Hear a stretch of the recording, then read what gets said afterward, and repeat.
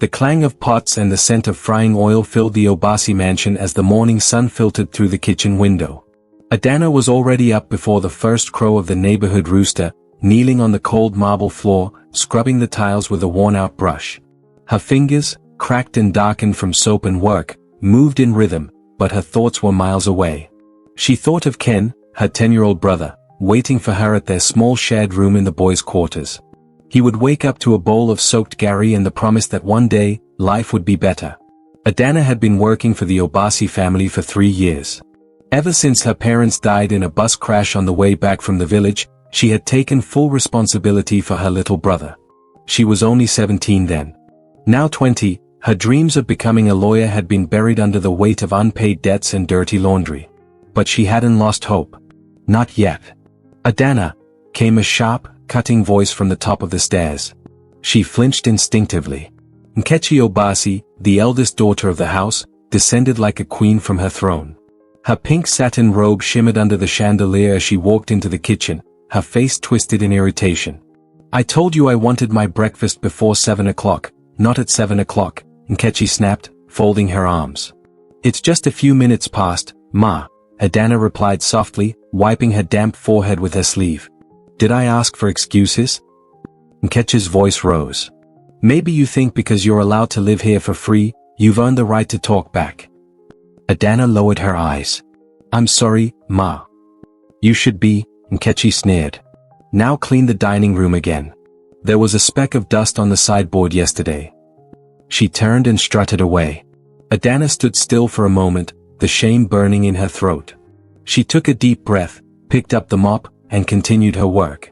As she wiped the pristine surfaces of the mansion, she muttered her mother's words like a prayer. "Kindness and patience, my daughter. That's what the world always repays." But even patience had limits. Later that day, Adana carried a basket of groceries back from the market.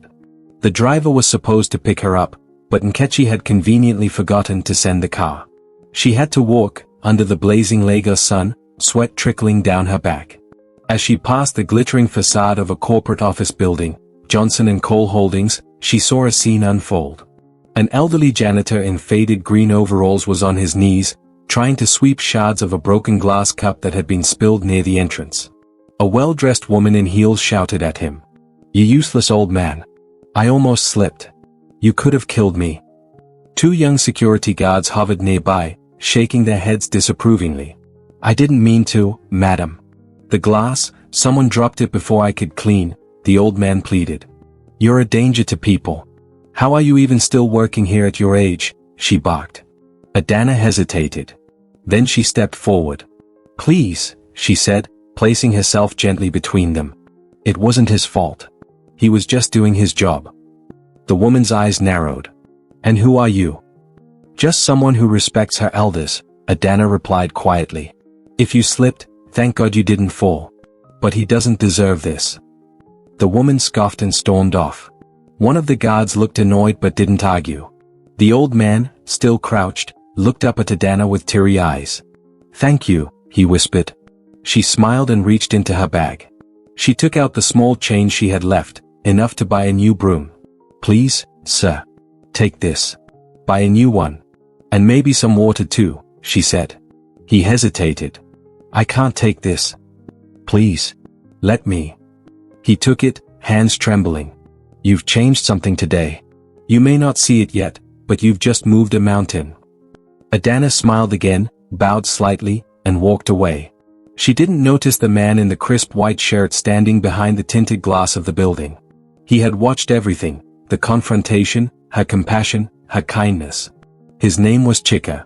Or rather, Chukwudi Johnson. And his interest in the girl with the cracked sandals and tired eyes had just been lit like a spark in dry Hamatan grass. Adana returned to the Obasi mansion that evening, her feet aching, her back sore, and her stomach growling. But her spirit, oddly, felt a little lighter. She hadn't done anything remarkable. Just stood up for someone.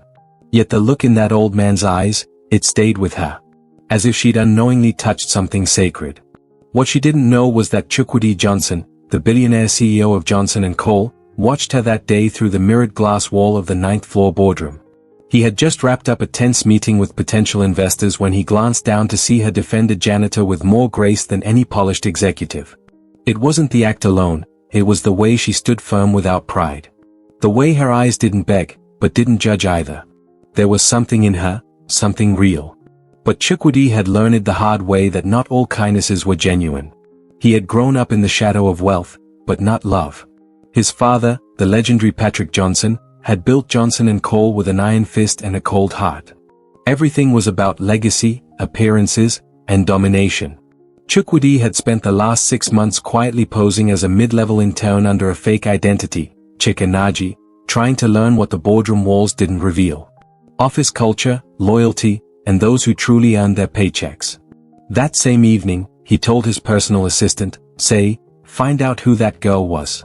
The one who stood up for Baba." "You mean the janitor?" "Yes.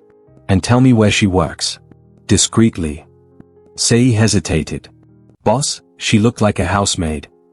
"All the more reason to know her." Back at the mansion, Adana was in the backyard washing Ketch's stained bedsheets. A rat ran across the fence and startled her, but she didn't scream. She hadn't screamed at anything in years. Her little brother, Ken, came running up with a grin on his face, holding a wooden slate where he had written a new English word, dignity. "Sis, see what I learned today," he said proudly. Adana smiled, drying her hands on her wrapper. "That's a big word, little man. What does it mean?" Ken scratched his head. "It's like, when you stand tall even when people look down on you." She stared at him for a long second, her throat tightening. "Yes. That's exactly it." Just then, a shrill voice called from the house. "Adana. The toilet in the guest room is clogged. Again." "Yes, Ma," she shouted back, squeezing her brother's hand quickly before walking away. Ken sat down beside the bucket, whispering to himself, "One day, I'll make money and buy you a house. Then you'll never scrub another toilet again." Meanwhile, at Johnson & Co. Holdings, a plan was forming. The old janitor, whom most simply called Baba, knocked on the CEO's private door the next morning, escorted by Say. He stood nervously, hat in hand. "You called me, sir?" Baba asked, looking around the luxurious office with its ivory blinds and framed awards. Chukwudi smiled. "Baba, how long have you worked here?" "Since your father opened the first branch in Surulere. That's more than 25 years now." Chukwudi nodded. "And how many people in this company ever spoke up for you?" Baba looked down. "None, sir. Not really. Some are kind. Most are scared. Or too busy." "And that girl yesterday?" Baba's face lit up. "Ah. She's an angel. I don't know her name, but sir, her soul is different. I could feel it." "I could too," Chukwudi said quietly. Then he turned to Say. "Offer Baba a full pension plan and bring him to work directly under me. No more scrubbing floors." Say blinked. "Sir. Tell the press he's been promoted for exceptional service. Let them spin it how they want." The next morning, Adana found a white envelope under her mattress. It had no name, no logo, just a handwritten note. "Some mountains move because one person dared to be kind. Thank you. A friend." Inside the envelope were several crisp 1,000 naira notes, more money than she'd seen in months. She clutched it to her chest, confused and overwhelmed. But she couldn't shake the feeling. Someone was watching her. Not in a threatening way. But like fate had finally begun to pay attention. And from the high-rise tower in Victoria Island, Chukwudi watched from a distance, wondering how close he could get to this girl without breaking the very heart he was drawn to protect. The week passed like a series of long, echoing sighs. Adana resumed her duties at the Obasi mansion with a quiet diligence that made her nearly invisible, except, of course, when something went wrong. Then suddenly, she was the only one anyone saw. But something was different now. She held herself a little taller. The envelope, the anonymous thank you gift, remained hidden beneath a folded wrapper in her wooden drawer, untouched. She hadn't spent a single note. Not yet. Not because she didn't need it, but because she needed to believe it wasn't a mistake. Meanwhile, across Lagos, in the sterile, glass-smooth world of Johnson & Co. Holdings, Chukwudi sat in on board meetings as Cheka, the anonymous intern with coffee stains on his shirt sleeves and a quiet curiosity in his eyes. He barely spoke. But he watched. And when he wasn't watching quarterly reports or petty office politics, he was watching her. He had learned her name from Baba. Adana Okafor. Age 20. Secondary school graduate. Lost both parents. Works 6 days a week for the Obasi family. She lives in the boys' quarters. No known relatives except a younger brother. No boyfriend. No social media. No distractions. In Chukwudi's world, women flock to him like bees to sugar water, always sweet on the surface but full of stings. But this girl, this housemaid who walked home with cracked sandals and bought old mathematics textbooks for her brother with coins, she had something no amount of money could purchase. Purity. Grit. And a fire that hadn't been extinguished, even in the shadows. At the Obasi residence, Adana got an unusual call. The house phone rang, and Madame Obasi, irritated by the noise, tossed it toward her. "Pick that up, girl. It's probably for the gardener again." Adana answered hesitantly. "Hello?" A deep, calm voice spoke. "Hello. Is this Adana Okafor?" "Yes, who's calling, please?" "This is the Adabala Women's Foundation. You've been nominated for our Leap Forward Scholarship Program." Adana froze. "Pardon?" "You were anonymously recommended for consideration. We're inviting you for a 2-week mentorship training for young women interested in law, business, or social advocacy. All expenses paid." She blinked rapidly, words failing her. "But I didn't apply for anything." "We know. Someone did on your behalf. You were chosen because of your character. Please check your email for the details. Orientation begins Monday." Click. She dropped the receiver like it had burned her fingers. "Who was that?" Nkechi asked from the hallway. "No one," Adana whispered. "Just a mistake, I think." But it wasn't. That Monday, she arrived at a modern conference hall dressed in the best outfit she owned, a neatly ironed blue blouse and a long skirt. She had used a tiny part of the anonymous envelope money for transport. As she entered the glass doors, her heart thundered. She felt small. Out of place. Like a pebble in a sea of diamonds. Then her eyes landed on him. A young man in a white shirt and navy slacks stood beside the water cooler, talking to a staffer. His eyes caught hers, and a flicker of recognition passed through them. He walked over, holding 2 paper cups. "Hey. You look nervous," he said with a gentle smile. "Water." Adana hesitated, then took it. "Thanks." "I'm Chika," he offered. "I'm sort of an intern, I guess. Helping with the program." She glanced at him, something stirring inside her. "Adana." He pretended to hear it for the first time. "Nice name," he said. "Igbo?" "Yes." Their eyes lingered longer than necessary. There was something strange and easy about him. He didn't carry the air of someone trying to impress. He looked ordinary. But his gaze felt anything but. Over the next 2 weeks, they grew closer. They talked during breaks. He asked about her dreams. She spoke of becoming a lawyer, to fight for people like my mother, who was good but never powerful. He asked about her brother. She told him about Ken's love for words, how he writes his new vocabulary in chalk on their door every day. She, in turn, asked about his life. "Oh, I've worked here and there," he said vaguely. "Trying to find where I belong." "Must be nice," she replied. "To have options." He looked at her then, really looked, and said, "Sometimes, the ones with no options end up being the ones with the most strength." Adana felt something shift in her chest. But one evening, as she left the building after a session, she saw him across the road, talking quietly to a man in a black suit. The man handed him a sleek envelope. Chika tucked it away quickly, but not before she saw a shimmer of gold embossed on its seal. JNC Holdings, private office of the CEO. She froze. Chika? With the CEO's private aid? The man who claimed to be just an intern? He looked up. Their eyes met across the street. Adana turned and walked away, faster than usual. Behind her, Chukwudi Johnson watched her go, the truth rising in his throat like bitter wine. He hadn't planned to fall this far. But he already had. The calm never lasted long in the Obasi household. Especially not when Madame Obasi's daughter, Nkechi, was in a mood, which was almost always. And this morning, she was fuming. A friend of hers had posted a picture on Instagram from a mentorship program organized by the Adana Foundation.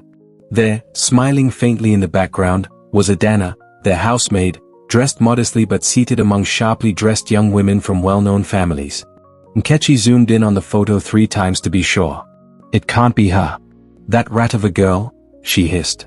She stormed into the kitchen, phone in hand. Adana was rinsing tomatoes and humming softly under her breath. She turned, startled. You lied to us. Nkechi barked. I don't understand. Oh, shut up. You're out gallivanting with elites now? Sitting in conference halls you didn't pay for? Wearing your fake innocence like perfume? Who gave you permission to leave this house, let alone mingle with people of class? Adana stood still, blood draining from her face. I didn't sneak off, Ma. Madam gave me the afternoon off last week. I was invited to. To what? Nkechi cut in, stepping closer. To disgrace us? What do you think people will say when they find out our housemaid is mingling with girls from Lekki and Ikoyi? Him? Do you think this makes you special? I never said I was. Oh, but you think you are. You walk around with your tight-lipped smiles and your fake humility. But I see you. You've always thought you were better than us. Adana's hands trembled. That's not true. Before Nkechi could respond, Ken, Adana's younger brother, stepped into the kitchen, his school bag bouncing behind him. What's happening? He asked, blinking at the tension. Nkechi looked down at him with disgust. Your sister's been parading herself like some village princess. Maybe if you both worked harder instead of dreaming, you wouldn't embarrass this family. Adana moved between them protectively. That's enough, she said, her voice low but firm. Say whatever you want to me. But leave my brother out of it. Nkechi laughed, sharp, cruel. Ah, the lioness awakens. Let's see how long you last in this jungle, Adana the pretender. Later that evening, Adana sat outside with Ken, holding his hand in silence. His head rested on her shoulder. Do I make you ashamed, sis? He whispered. She squeezed his fingers. Never. Not for a single second. But I don't go to a good school. I don't wear good clothes. She turned to him, eyes glistening. You are good. Not your clothes. Not your shoes. You. Ken nodded slowly. Then, with the innocence only a child could possess, he said, the boy from your class came today. He asked for you. Adana stiffened. Boy. Yes. The tall one. With soft eyes. He gave me chocolate and said he'd wait at the corner near the mosque. Her heartbeat quickened. She rose slowly, dusted off her wrapper, and made her way to the street corner just beyond the compound's back gate. And there he was. Leaning against a broken fence. No car. No suit. Just Chika, or whoever he really was. You shouldn't have come, she said quietly. I had to. You lied. I never said who I was. Exactly. He stepped forward. I didn't lie to hurt you. I needed time. To know if you saw me for me. Not the title. Not the bank account. Adana crossed her arms. And now what? You get to be both the secret billionaire and the humble intern? You get to test people like rats in a maze? He looked wounded. It wasn't like that. But her pride was already burning. Do you think people like me are toys? Experiments? I can't afford games. My life doesn't give me that luxury. I'm not playing games, he said. I'm just trying to. To what? Make me fall for someone who doesn't exist. A beat of silence passed. Then softly, he said, you didn't fall for the CEO. You fell for me, when I was just Chika. That stopped her cold. Her heart warred with her head. But before she could respond, a car engine roared behind them. They turned to see Nkechi's red Mercedes parked in the shadows. She had followed her. She rolled down the tinted window and said one thing, her voice soaked with venom. You're fired. Then she sped off. Adana stood frozen, her world collapsing in silence. Chika stepped forward. Adana. She didn't speak. She didn't cry. She simply walked away, her footsteps heavy, her dignity intact. The morning after her dismissal, the Obasi compound felt colder than ever. Not physically, Lagos heat still bore down like an iron lid, but emotionally. Dead. Muted. Like a storm had passed and no one had survived. Adana packed her things in silence. Her belongings could barely fill a school bag, a few books, 2 threadbare wrappers, a tin of Vaseline, her brother's alphabet notebook, and the folded envelope, the money she still hadn't touched. As she zipped it shut, Ken sat on the mattress, stunned. "Where will we go?" he whispered. "I don't know yet," Adana said, forcing steadiness into her voice. "But not here. Not ever again." Ken bit his lip. "It's because of that boy, isn't it? The rich one." Adana knelt in front of him. "It's not his fault. It's the world we live in. A world where truth and kindness don't matter unless you wear it in silk." She led him out the back gate, avoiding Madame Obasi and Kechi entirely. She knew they wouldn't miss the chance to humiliate her further, and she refused to give them that final satisfaction. By afternoon, she stood on the edge of a crowded market square, one arm around Ken, the other gripping her bag tightly. They had nowhere to sleep. Every relative was too far, too poor, or already burdened. Her last resort was a church shelter near Oshodi, small, noisy, but safe. They walked miles to get there. That night, under a creaky bunk bed in a room filled with snoring strangers, Adana stared at the ceiling, heart hollow. She'd lost her job, her home, her stability, and worst of all, her trust. Meanwhile, at the Johnson & Cole penthouse office, Chukwudi Johnson stood by a glass wall, staring at the Lagos skyline without really seeing it. He had never felt this helpless. All his life, money had solved things. Bought silence. Bought loyalty. Bought time. But Adana was different. She hadn't wanted his money. She hadn't known his name. And now, because of his deception, she'd lost everything. "You look like hell," said Tunde, his childhood friend and COO, walking in with 2 coffee mugs. Chukwudi didn't answer. "Let me guess," Tunde continued. "The housemaid found out you're not poor, she got fired, and now you're wondering why love is complicated." Chukwudi turned slowly. "She was never just a housemaid." Tunde raised an eyebrow. "So what now? You planning to reveal your identity and propose?" "I don't know yet," Chukwudi admitted. "But I can't let her drown because of me." Tunde sighed and handed him the coffee. "Then you'd better move fast. A girl like that, she's rare. And life doesn't always wait." The next day, Adana received an envelope at the shelter. Inside was a letter, elegant, typed, but unsigned. A closed door does not mean the house is empty. Sometimes, it hides something greater. You've been selected for the Eco Future Female Initiative, a year-long scholarship, mentorship, and internship program for exceptional young women. Housing and tuition fully covered. Welcome to a new beginning. The bottom corner had one cryptic detail, initiated by private benefactor. Adana clutched the paper, heart pounding. She remembered the voice from the foundation. Remembered the envelope with money. Remembered Chika. Was this another one of his plans? But why now? Why still? She looked at Ken, who was watching her with wide, hopeful eyes. "We're going to be okay," she whispered. 2 days later, she arrived at her new residence, a modest 2-bedroom apartment in Sorulia, already furnished, with her name on the lease for a full year, paid in advance. She stood at the doorway, stunned. And then, for the first time in days, she smiled. Not because of the furniture. Not because of the sudden twist of fate. But because someone, somewhere, still believed in her, even when she didn't believe in herself. That same evening, a letter was slipped under her door. No signature. No envelope. Just one sentence. "Let me explain, not as the man with money, but the man who fell in love." She stared at it, her fingers trembling. Was she ready to listen? Or would she protect herself behind the walls her suffering had built?